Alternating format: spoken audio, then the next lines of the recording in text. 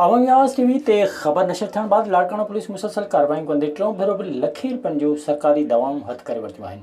Civil line थाणे जी police ॿ भेरा कार्रवाई कंदे दवाऊं हथ करे जवाबदारनि खे गिरफ़्तार करे वरितो, जॾहिं त जांच लाइ जुड़ियल JIT जी इंक्वायरी दौरान लाड़काना पुलिस वधीक दवाउनि जा 26 कार्टून हथ करे वरिता आहिनि। ज़रिए मूजिब पुलिस पारां जॾहिं MS ऑफिस जे मुलाज़िमनि खे तलब कयो वियो त मार्केट थाणे जी हद में कायम शाह बुखारी कब्रिस्तान में अणॼातल माण्हू लखे रुपयनि जूं दवाऊं छॾे फरार थी विया। ॿिए तरफ़ SSP सिटी रिज़वान तारिक ऐं ASP अहमद फैसल वाक़े वारे हंधि पहुची दवाऊं तहवील में वठी छॾियूं। ASP रिज़वान तारिक जो चवणु हो त इंक्वायरी हले पई, मामले खे उन जे अंजाम ताईं पहुचायो वेंदो। ज़िले काउंसिल घोटकी जे चेयरमैन हाजी खान महर चयो आहे त मीरपुर माथिले में जदीद लाइब्रेरी क़ाइम करण जी ख़्वाहिश आहे। हिन मनसूबे खे सियासत जे वर चाढ़ींदे रुकावटूं विधियूं पियूं वञनि। ज़िले काउंसिल हाल में मुख़्तलिफ़ यूनियन काउंसिल रुक फार्म उमर ड्रेहो अली महर रेहड़ी साईं ॾिनो मलिक जे 400 ग़रीब मुस्तहिक औरतुनि में सिलाई मशीन विरहाइण वारी तक़रीब ख़िताब कंदे ऐं सहाफ़ियुनि सां ॻाल्हाईंदे हाजी खान महर चयो त ज़िले काउंसिल में हिकु भेरो ॿीहर रौनक बहाल कई वई आहे। औरतुनि खे माशी तौर पंहिंजे पेरनि ते बीहारण लाइ खेनि सिलाई मशीनूं ॾिनियूं आहिनि। सिलाई मशीनूं मिलण बाद औरतूं हथ जे हुनर ज़रिए पंहिंजा माशी मसइला हल करे सघंदियूं। हुन चयो त ज़िले काउंसिल पारां नौजवाननि लाइ रांदियुनि जूं सरगर्मियूं थींदियूं रहियूं आहिनि। हाजी खान महर चयो त कोरोना वायरस जे वबाई सूरतहाल में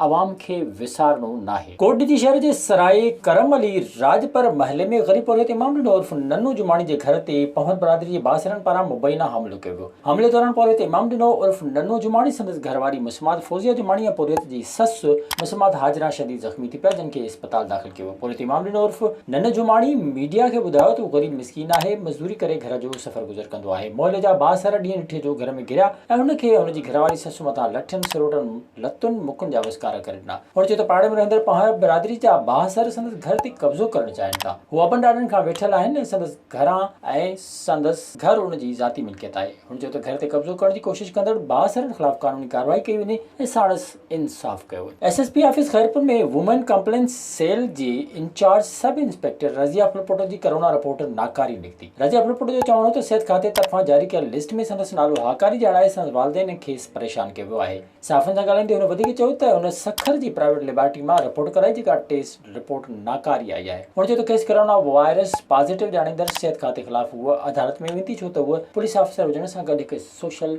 वर्कर पिणु आहे। विज़िट कयो अवामी आवाज़ मीडिया ग्रुप जी वेबसाइट awamiawaz.pk